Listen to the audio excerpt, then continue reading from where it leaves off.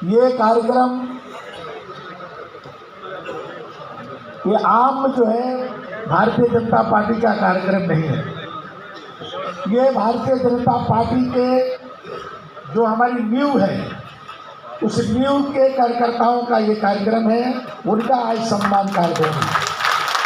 आज भारतीय जनता पार्टी आज केवल इस देश की नहीं, आज दुनिया की सबसे बड़ी पार्टी बनी है। तो आपकी तरह कार्यकर्ताओं के अथक परिश्रम और आप सबकी मेहनत के बल पर आज पार्टी अंतर्राष्ट्रीय स्तर पर अपने आप को सबसे बड़े पार्टी के रूप में गौरव प्राप्त कर रही है। ऐसे कार्यकर्ताओं का ये कार्यक्रम है, ऐसे सक्रिय कार्यकर्ता जो आज के नहीं, आने वाले भारतीय जनता पार्टी के ये नेताओं के सम्मान का कार्यक्रम है।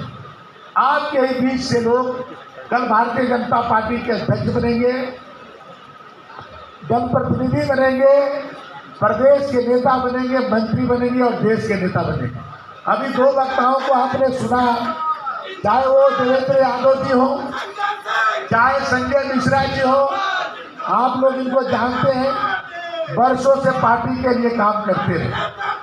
एक बूथ स्तर से काम करके एक सामान्य परिवार से आकर के ये दोनों लोगों ने आज भारतीय जनता पार्टी बलिया का आज नेतृत्व कर रहे हैं। यही लोग आने वाले दिनों में प्रदेश का नेतृत्व करेंगे, देश का नेतृत्व करेंगे। इसलिए क्योंकि भारतीय जनता पार्टी में किसी के घर में नेतृत्व पैदा नहीं होता है, ऐसे ही कार्यकर्ताओं के बीच से नेतृत्व निकलता है। हमारे सभी नेतृत्व को आप देखेंगे, चाहे हमारे मोदी जी हो, चाहे आज हमारे राष्ट्रीय अध्यक्ष जेपी नड्डा जी हो, चाहे हमारे जोगी जी हो, चाहे भूपेंद्र चौधरी जी हो, या किसी भी नेता को आप देखेंगे तो नेता किसी नेता के घर में नहीं पैदा हुआ है, वो एक सामान्य परिवार में पैदा होकर के अपने काम के बल पर आज नेता बना हुआ है। हम लोग जानते हैं कि हमारे मोदी जी एक चाय बेचने वाले घर में पैदा हुए, लेकिन अपने परिश्रम के बल पर पार्टी के विचारधारा को लेकर के चले तो आज केवल देश का नहीं, आज दुनिया के सबसे लोकप्रिय नेता है। हमारे जो राष्ट्रीय अध्यक्ष हैं जेपी नड्डा जी, आप जानते हैं जेपी नड्डा जी हिमाचल प्रदेश के रहने वाले, वो उनके पिताजी पटना यूनिवर्सिटी के प्रोफेसर थे और अपने पिताजी के यहाँ पढ़ने के लिए आए और विद्यार्थी परिषद से जुड़ गए। उस समय जयप्रकाश जी का आंदोलन चल रहा था, जेपी आंदोलन। जेपी आंदोलन पटना से शुरुआत हुई और उस आंदोलन में वो सक्रिय भूमिका में रहे और आज हमारे राष्ट्रीय अध्यक्ष हैं। जोगी जी भी छात्र संघ के चुनाव लड़े गढ़वाल विश्वविद्यालय में और आज हमारे मुख्यमंत्री। मैं ये इसलिए कहना चाहता हूँ आप लोग के बीच में कि आप लोग केवल एक सक्रिय सदस्य केवल बलिया विधानसभा के नहीं हैं, ये आपकी शुरुआत है। आप इसके बल पर, क्योंकि पार्टी में कोई भी पदाधिकारी बनने के लिए या कोई भी पद प्राप्त करने के लिए सक्रिय सदस्य होना अनिवार्य है। आप सक्रिय सदस्य नहीं रहेंगे तो आपको पद मिलने में और आपको दायित्व मिलने में कठिनाई होगी। ये पार्टी के संविधान में है। तो आप सब सक्रिय सदस्य हैं और आप केवल आज का न सोचिए, आपको कल जो है, आज जो लोग मंच पे हैं, एक बात भारत में पार्टी है कि यदि मंच पर बैठने वाला गलती करेगा तो नीचे बैठेगा और नीचे बैठने वाला अच्छा करेगा तो मंच पर बैठेगा। ये केवल भारतीय जनता पार्टी में संभव है और किसी दल में नहीं। हर व्यक्ति को यहाँ नेतृत्व मिलता है। ये कोई जरूरी नहीं है कि आज संजय मिश्रा जी अध्यक्ष हैं तो यही लगातार अध्यक्ष रहेंगे। इनका कार्यकाल खत्म होगा और आपके बीच से कोई दूसरा अध्यक्ष बनेगा। और ये कोई जरूरी नहीं है कि जिसको इस बार नहीं मिला तो वो आगे नहीं बनेगा, हो सकता है इससे बड़ा पद उसको मिल जाए। ये भारतीय जनता पार्टी में होता है। हमारे साथ ही पार्टी में काम करते थे रामनाथ कोविंद जी। मैं पार्टी के उपाध्यक्ष होता था और वो पार्टी के महामंत्री होते थे। आपने सामने कमरा भी था। आप लोग के बीच में से बहुत सारे लोग जब लखनऊ हमसे मिलने गए होंगे तो आप देखे होंगे कि मेरे कमरे के सामने वाला कमरा रामनाथ कोविंद जी का था। और कोविंद जी को महामंत्री पद से हटा दिया गया। लक्ष्मीकांत वाजपेयी जी अध्यक्ष थे, उन्होंने महामंत्री पद से दो लोगों को, महामंत्री से रामनाथ कोविंद जी को और उपाध्यक्ष से राजवीर सिंह राजू भैया ने, दोनों लोगों को पद से हटा दिए। और आप देखिए कि रामनाथ कोविंद जी उसके 6 महीने के बाद वो बिहार के गवर्नर बन गए और उसके 2 साल के बाद वो भारत के राष्ट्रपति बने। ये भारतीय जनता पार्टी में संभव है। अपने बलिया के ही प्रभारी थे, लोकसभा का चुनाव होने वाला था 2019 का, हम लोग भी यहाँ पर आए थे फागू त्योहार। उसके बाद माननीय स्वतंत्र देव सिंह जी अध्यक्ष बने, तो उनको अध्यक्ष का स्वागत करने के लिए वो गए। उस ढाका मुक्त भीड़ में थे, 20 मिनट के बाद, आधे घंटे के बाद पता चला कि वो बिहार के गवर्नर बन गए। अपने यहाँ राम प्रकाश गुप्ता जी मुख्यमंत्री थे, लखनऊ से विधायक थे, मध्य क्षेत्र से सिटिंग विधायक थे, उनका टिकट कट गया और टिकट कटने के बाद उसी टेन्योर में जब कल्याण सिंह जी पद छोड़े तो मुख्यमंत्री बन गए उत्तर प्रदेश। मैं आप सबसे इसलिए कह रहा हूँ कि इस पार्टी में संभावनाएं अनंत है। आप काम करते रहिए, मेहनत से करिए, निष्ठा से करिए, परिश्रम से करिए, तो आप देखेंगे कि आपको पद मांगना नहीं पड़ेगा, पद आपके यहाँ अपने आप पहुँच जाएगा। भारतीय जनता पार्टी में कई नजरें देखती रहती है, कोई एक व्यक्ति इस पार्टी में बना नहीं सकता है, अब कोई एक व्यक्ति इस पार्टी से हटा नहीं सकता है, ये केवल भारतीय जनता पार्टी है। यदि कोई आपसे नाराज नहीं कि आपकी राजनीति को खत्म कर देगा, और यदि कोई आपसे खुश हो गया तो ऐसा नहीं है कि वो आपको राजनीति में बना देगा। इसमें कई लोग मिलकर के सामूहिक निर्णय होते हैं और सामूहिक निर्णय के आधार पर ही लोगों को पद और दायित्व मिलता रहता है। तो आज ये जो सक्रिय सदस्यता है ये नींव है। कोई भी भवन बनता है तो आप जानते हैं कि नींव का महत्व कितना होता है। नींव सबसे मजबूत बनाया जाता है, क्योंकि उसी पर जो है वो मंजिला इमारत खड़ी होती है। यदि नींव कमजोर हो जाएगा तो इमारत जो है कमजोर हो जाएगी। आज भारतीय जनता पार्टी मजबूत है तो आज अपने नींव के बल पर मजबूत है। आज जो उसकी जो विचारधारा है, आज उसके जो कार्यकर्ता है, उनकी जो मेहनत है, उनकी निष्ठा है, उसके बल पर पार्टी खड़ी हुई। आप देखिए बलिया में भी मैं जब 2007 में चुनाव लड़ने के लिए आया था तो किसी गांव में जब वोट मांगने के लिए जाता था तो लोग कहते थे कि उनके यहाँ चले जाइए, वो भारतीय जनता पार्टी के हैं, वो आपको वोट देंगे। कुछ लोग ही थे लेकिन वो प्रामाणिक लोग थे, लोगों को पता था कि कोई भी परिस्थिति आ जाएगी लेकिन ये व्यक्ति भारतीय जनता पार्टी को ही वोट देगा तो हमको लोग यहाँ भेजा करते हैं। आज आप केरल में जाइए, आप बंगाल में जाइए, वहाँ के कार्यकर्ताओं को देखिए कितने मेहनत के साथ वो कार्यकर्ता काम कर रहे हैं। झंडा लगाना कितना वहाँ कठिन है।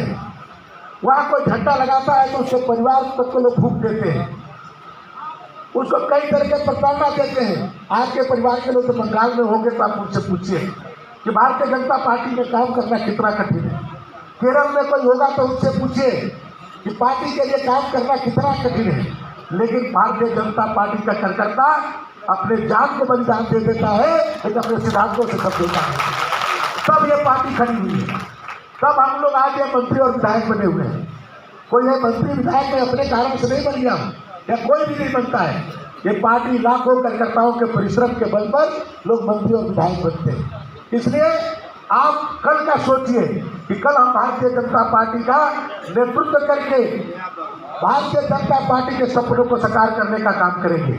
आज हमारे पार्टी के नेता माननीय नरेंद्र मोदी जी एक सामान्य परिवार से चल करके आज जो हम लोगों ने सपने देखे थे उस सपनों को पूरा करने का काम करें। आज देवेंद्र यादव जी कह रहे थे 500 वर्षों के बाद राम मंदिर का निर्माण हुआ है। कई पीढ़ियां बीत गई, उनके समय में यह अवसर नहीं मिला। लाखों लोग जिसके लिए बलिदान हो गए, उनके नजरों के सामने मंदिर बनते हुए नहीं देख पाए। लेकिन आज हम सौभाग्यशाली हैं कि आज नरेंद्र मोदी हम सबके नेता है।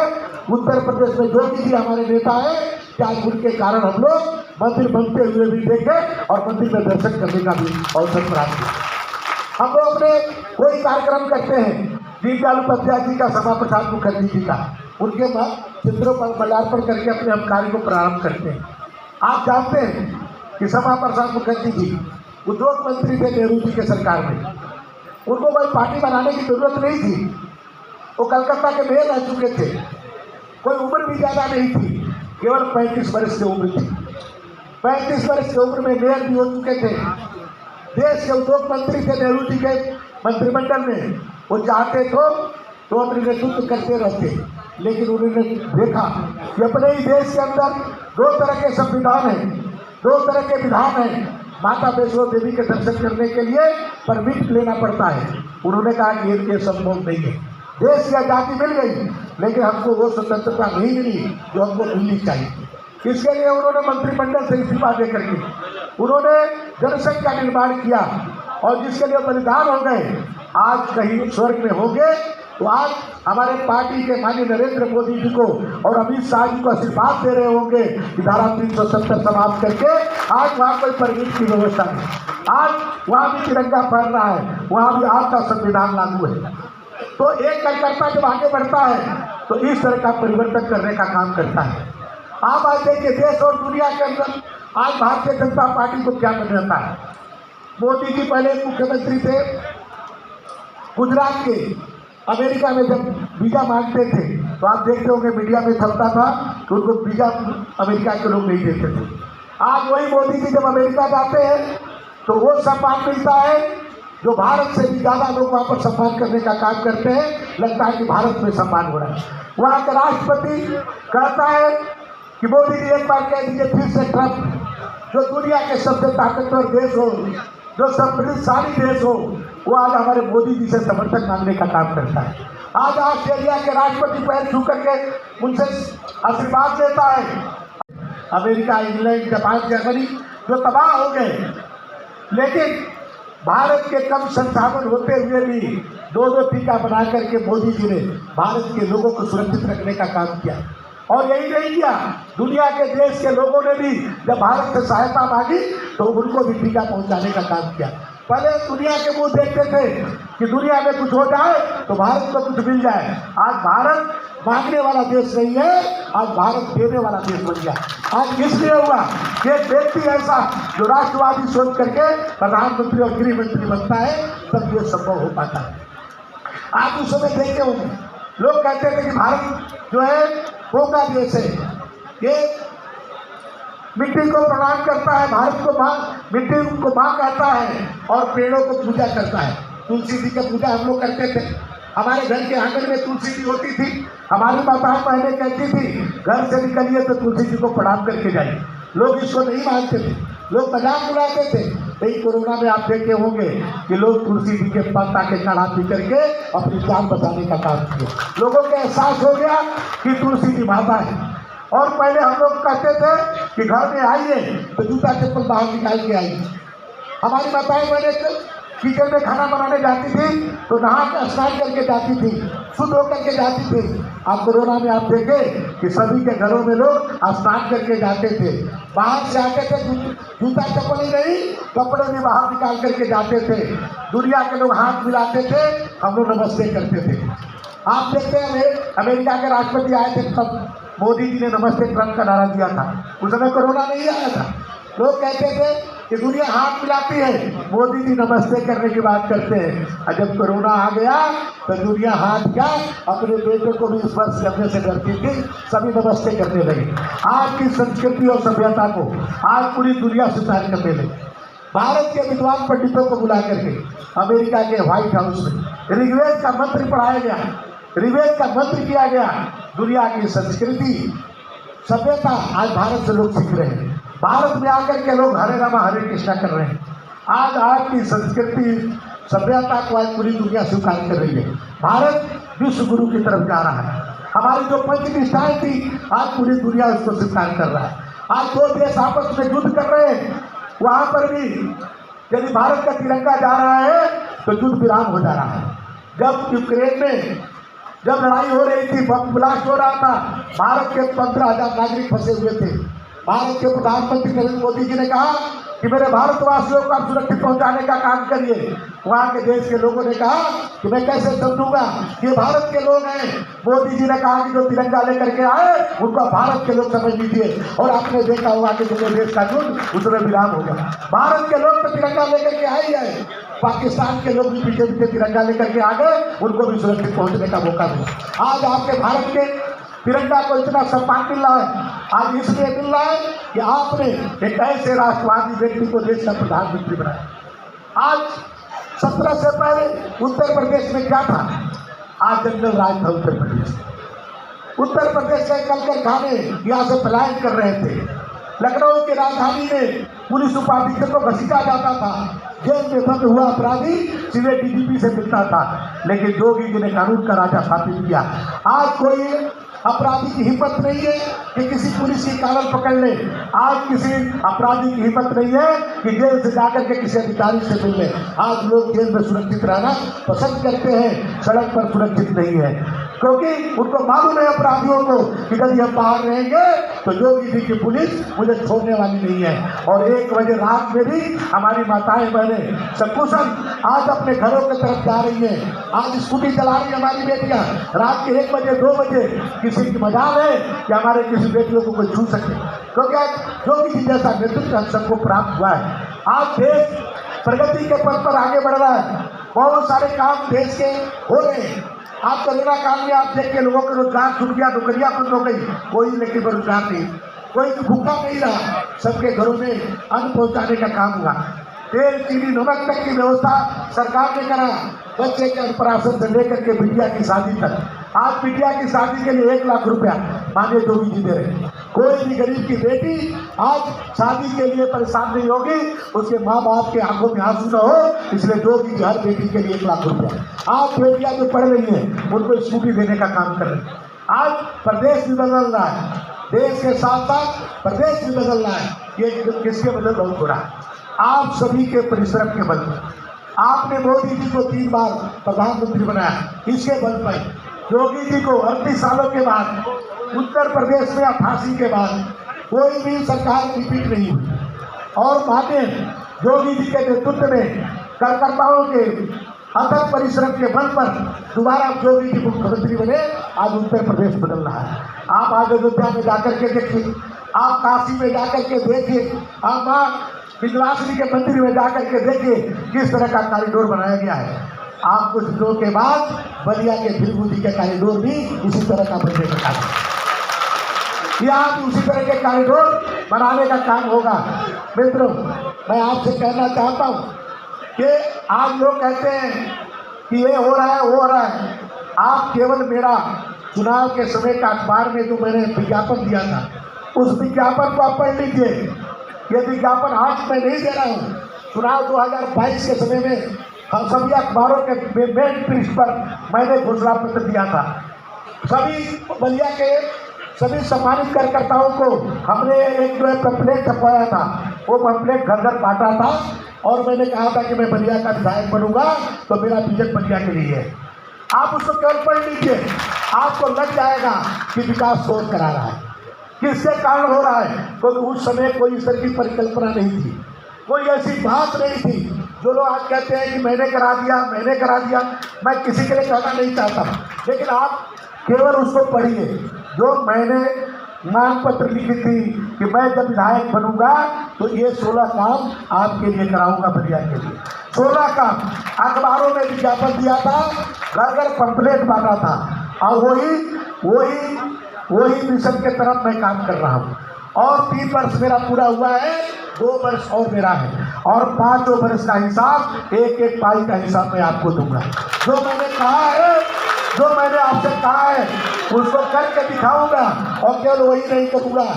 यदि उसके दुगना काम नहीं किया तो मैं दोबारा आपके सामने आने की हिम्मत नहीं रखूंगा, क्योंकि मैं उस तरह के नेता नहीं हूँ। मैं जो शिलान्यास करूंगा उसका उद्घाटन में भी रहूंगा, जो शिलान्यास करूंगा उसका उद्घाटन में भी रहूंगा। और जो काम मैं कर रहा हूँ, अधिकारियों से कहता हूँ कि आप एक काम करिए, लेकिन उद्घाटन में भी मुझे बुलाइए। और आज भी मैंने उद्घाटन शिलान्यास में गया था। आप देखिए, बलिया के खोड़ी पाकड़, हैबतपुर और आपके मालदेवपुर, बलिया शहर, विजयपुर, ये गंगा नदी के कटान में किस तरह से आगे बढ़ रहा था। अभी 40 करोड़ की परियोजना का मैंने शिलान्यास किया, अभी 15 करोड़ की परियोजना वहाँ बन के तैयार हो गई और 20 करोड़ की परियोजना अभी आकर के और शिलान्यास करूँगा और आज भी चैन छपरा में जाऊँगा। और अब हमारे केवल मैं देखिए बलिया की नहीं, केवल मैं बलिया विधानसभा की बात नहीं करता, मैं जब देखता हूँ कि मैं बलिया में नहीं करा पाता हूँ तो मैं दूसरे विधानसभा में भी कराता हूँ। मैं अपने विभाग की बात करूँ तो मैंने यहाँ रोडवेज बना रहा हूँ, रोडवेज हमारी छोटी जगह पर बन रही है लेकिन 100 करोड़ से ऊपर की बन रही है। आप जब बन जाएगी तो बलिया से सबके खूबसूरत बिल्डिंग बनेगी, बलिया में उससे खूबसूरत बिल्डिंग नहीं होगा जो मेरा परिवहन निगम का बनेगा। आप देखिए साल भर के अंदर देखिएगा, अभी 2 साल है हमारे पास, साल भर के अंदर उसका उद्घाटन करूँगा। साल भर के अंदर ISBT बनाना था बलिया में जमीन नहीं मिल रही थी, 12 एकड़ जमीन चाहिए था, बलिया में जमीन नहीं थी। मैं बैरिया में आपके माझी के पास जो अपना वो है पुल है, पुल से पहले चांदपुर में चांदियर में 12 एकड़ जमीन सरकार ने दिया है, वहाँ ISBT बनाने जा रहा हूँ, उसका भी काम निर्माण शुरू हो रहा है। उजियार घाट में मैं एक बार गया था कढ़ा महोत्सव में, सुधीर ओझा जी थे जो पत्रकार हैं हिंदुस्तान के, हमसे बोले कि जयशंकर जी आज की बात नहीं है, मैं न मंत्री था न विधायक था, पार्टी के उपाध्यक्ष था। उस समय में कढ़ा महोत्सव में गया था, उन्होंने कहा कि यहाँ पर एक जो है एक बस स्टैंड हुआ करता था, वर्षों से बंद पड़ा हुआ है, कोई इसका खोज खबर नहीं रखता है। ईश्वर ने कृपा किया, योगी जी ने हमको परिवहन मंत्री बना दिया, आज आप देखिए गुज्जार घाट में भी बन रहा है। अभी आप देखिएगा रसड़ा में कितना बढ़िया मैं बस स्टैंड बनाऊंगा, उसका टेंडर 1 महीने के अंदर होगा। आप देखिएगा 100 करोड़ रुपया खर्च करके रसड़ा में बस स्टैंड बनाऊंगा और 100 करोड़ रुपया खर्च करके बेलथरा रोड में बस स्टैंड बनाऊंगा, इसका भी टेंडर करने जा रहा। और मैंने तो कहा कि बांसडी में, सिकंदरपुर में भी आप लोग ले आइए कि हमको जमीन दीजिए, वहाँ पर भी खूबसूरत बनाऊंगा, बलिया में इलेक्ट्रिक बस भी चलाऊंगा। अभी केवल 16 जनपदों में जो हमारे महानगर है वहाँ इलेक्ट्रिक बस चल रही है, आप देखेंगे कुछ दिन के बाद 6 महीना के अंदर बलिया में भी इलेक्ट्रिक बस चलेगी। यहाँ पर भी मैंने भी निर्देश दिया है कि चार्जिंग पॉइंट बनाइए, आपको चलेगी। स्पोर्ट्स कॉलेज बहुत दिनों से बलिया में स्पोर्ट्स कॉलेज की बात चल रही थी और पैसा उसके लिए स्वीकृत नहीं हो रहा था, मैंने 100 करोड़ रुपया स्वीकृत कराया, 100 करोड़ रुपया और उसका काम भी अपने एक मित्र का नहीं कर रहे हैं, नाम नहीं रखना चाहता हूँ बच्चे।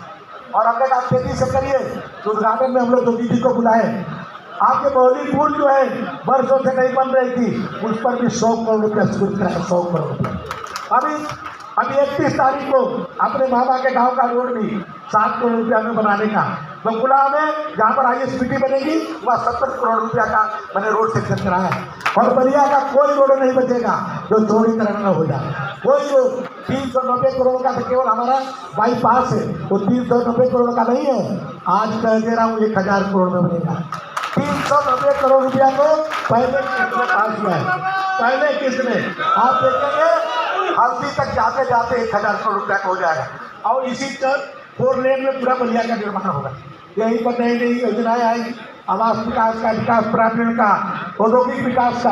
आप देखें आने वाले दिनों में किस तरह की योजनाएं आपके बीच में आने वाली है। तो जो भी अभी हमारे अंकुर जी बता रहे कि चना सत्तू भी ओडी में आएगा, पहले यहाँ टिकुली था। हम लोगों ने कहा था कि बलिया की पहचान तो सत्तू से होता है, तो उसको हम लोगों ने लिख के दिया, बताया भी, तो माननीय मुख्यमंत्री जी ने वो भी OP में बलिया के सत्तू को भी स्वीकृत करा दिया।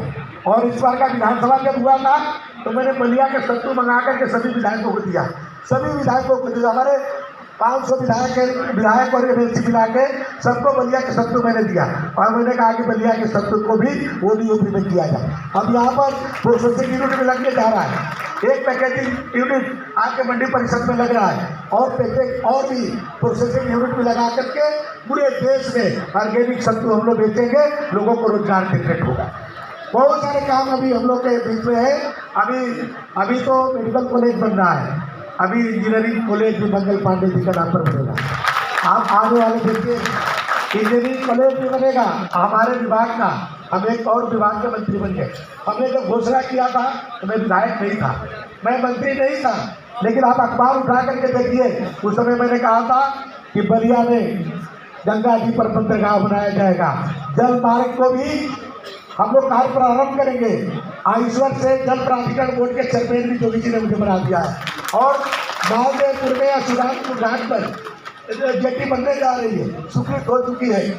और आप देखेंगे कि यहाँ से लेकर के सुराग ताल को भी हम लोग जोड़ देंगे और पर्यटन का एक नया कीर्तिमान स्थापित किया जाएगा बलिया में। लोग बाहर से अभी डल्फिन पॉइंट के लिए डल्फिन देखने के लोग बलिया में आएंगे, उसका भी विकास हम लोग मालदेवपुर के पास करने जा रहे हैं। तो बलिया को एक और विकास के इसमें रास्ते पर ले आने का काम किया गया है। प्रदेश के अन्य जनपदों की तरह बलिया भी विकास में तेजी से आगे बढ़े।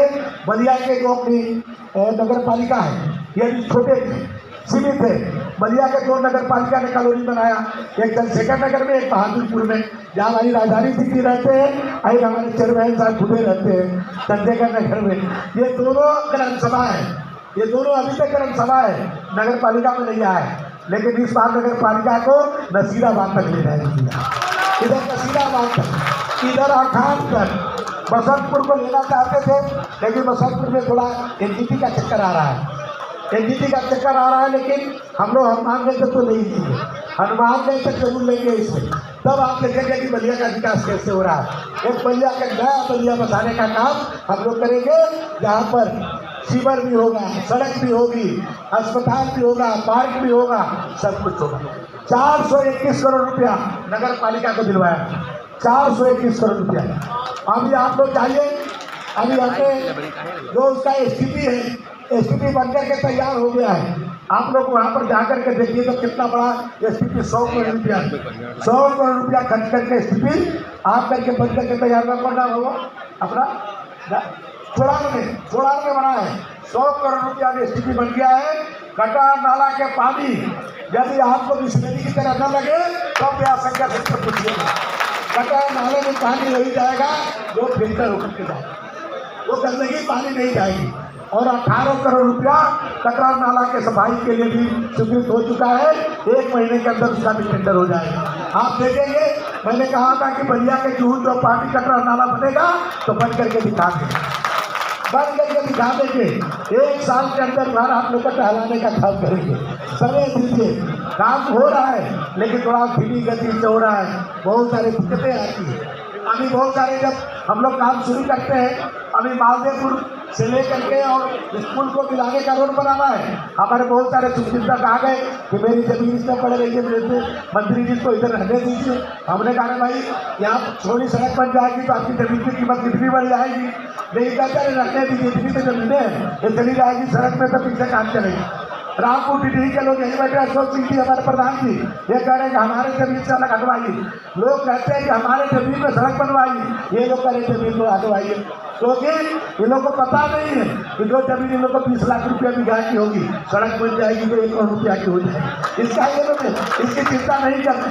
तो आप लोग सहयोग करिए, बलिया का विकास के लेके हम लोग जो वादे किए हैं उस वादे को पूरा करेंगे। बस मैं आप सभी मित्रों से एक बात करना चाहता हूँ, अंतिम बात, आप भारतीय जनता पार्टी के अमूल्य कार्यकर्ता, आप विचलित मत होइए।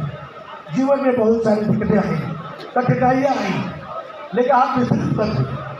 मैं एक बात कहता हूँ, अब्दुल कलाम साहब कहते हैं, अब्दुल कलाम साहब ने कुछ हिंदी में लिखा है कि सपने देखिए आप, लेकिन सपने वो ना देखिए जो सोते समय दिखाया जाता, सपने वो देखिए जो आपको सोने ना दे। आज आप सक्रिय कार्यकर्ता है पार्टी, आप प्लान करिए लंबा, आप प्लान करिए कि मैं देश का प्रधानमंत्री बनूंगा, आप प्लान करिए देश का मुख्यमंत्री बनूंगा।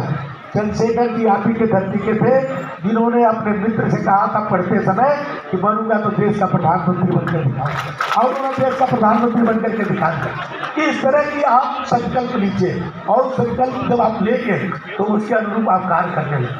आपके अंदर पेशेंस आ जाए, आपके अंदर पेशेंस आ जाएगी, आप दूरदृष्टि सोचने लगेंगे, तो आप पार्टी में आज सक्रिय कार्यकर्ता है, आप जिले के पदाधिकारी बनेंगे, कल आप देश का पदाधिकारी बनेंगे, आप देश का नेतृत्व करेंगे। ये सोच करके आप काम करिए। आप शॉर्टकट न सोचिए, शॉर्टकट वो करते हैं दूसरे दलों में, जो पारिवारिक पार्टियां हैं, जो सपा हो, बसपा हो, जनता दल हो, चाहे आप कितना देखिए, चाहे आप तमिलनाडु में जाइए, बंगाल में जाइए, आप जो है हरियाणा में जाइए, जम्मू कश्मीर में जाइए, जहाँ जाइए आपको क्षेत्रीय दल मिलेगा। लेकिन राष्ट्रीय पार्टी जो है भाजपा है, जो कार्यकर्ताओं की पार्टी है। तो आप लंबे सोच के साथ काम करिए, ईश्वर आपको जरूर सफलता देंगे। आप पार्टी को मजबूत करिए, पार्टी आपकी है और पार्टी आपके लिए है, आपके सपनों को साकार करने के लिए है। आप सबने बुलाया, सम्मान दिया, मैं हृदय से आप सबको धन्यवाद देता हूँ। विशेष करके अपने माननीय नवनियुक्त जिलाध्यक्ष जी को, जिनको अपने विधानसभा में ऐसे उनके स्वागत के दिन तो मैं था आपके, लेकिन आज अपने सभी कार्यकर्ताओं की तरफ से, जो हमारे सभी सक्रिय कार्यकर्ता, जो भारतीय जनता पार्टी की रीढ़ की हड्डी है हमारे बलिया विधानसभा के, इनके तरफ से आपका स्वागत और अभिनंदन करता हूँ। और आपको ये विश्वास दिलाता हूँ कि पार्टी के नेतृत्व आपके हाथों में है। पार्टी आप जिस तरह से बलिया विधानसभा के कार्यकर्ताओं को आप जो भी सहयोग चाहेंगे, एक एक कार्यकर्ता बलिया के विकास के लिए, पार्टी को मजबूत करने के लिए बलिया विधानसभा का कार्यकर्ता जान लगा देंगे। आपके नेतृत्व में पार्टी यशस्वी बनेगी, इसका हम सब ईश्वर से प्रार्थना करते हैं और आपको हर तरह का सहयोग देने का वचन देते हैं कि आप यशस्वी जिलाध्यक्ष बनिए। बहुत बहुत धन्यवाद। उसका त्याग, उसका काम करने की भावना से पार्टी मजबूत होती है, और जब पार्टी मजबूत होती है तो देश को एक मजबूत सरकार मिलती है, और जब सरकार मजबूत मिलती है तो आप सबके लिए जो जनहित में कार्य होते हैं, जो जनता जनार्दन के हित में कार्य होते हैं, वो होते हैं। वो प्रत्यक्ष रूप से आप सबको बलिया में दिख रहा है। बलिया में मेडिकल कॉलेज की स्थापना और वो जो रोड बन रहा है वायनाड से लेकर हल्दी तक, और विभिन्न सड़कों का निर्माण, साथ ही साथ रोडवेज का पुनर्निर्माण, ये सारे कार्य जो आप देख रहे हैं, ये एक मजबूत सरकार की देन है। यदि आपको मजबूत सरकार चाहिए तो आप सब बंधुओं से निवेदन है, आप सब सक्रिय सदस्य के रूप में बैठे हुए, आप सबसे हम सबको आशा है, पूर्ण विश्वास है कि पार्टी के कदम से कदम चलाकर आप उस पार्टी को और मजबूत करेंगे और एक नए सरकार की ओर हम अग्रसित हो रहे हैं। आज से ही हमारा 2027 का जो चुनाव है उसका बिल्कुल बच चुका है। उस सब के लिए आप करबद्ध है। आप सब कमर कस कर तैयार हो जाइए कि हमें अब आगे पार्टी के कार्य को किस तरह से जनता तक पहुंचाना है और पार्टी के हित में किस तरह से कार्य करना है। आगे की कड़ी में मैं आज के मुख्य अतिथि, हम सबके प्रिय नेता, विधानसभा के विधायक, परिवहन मंत्री, बड़े भाई श्री दयाशंकर सिंह जी को आमंत्रित करती हूँ कि वो आए और हम आप सब जोरदार तालियों से उनका स्वागत कीजिए।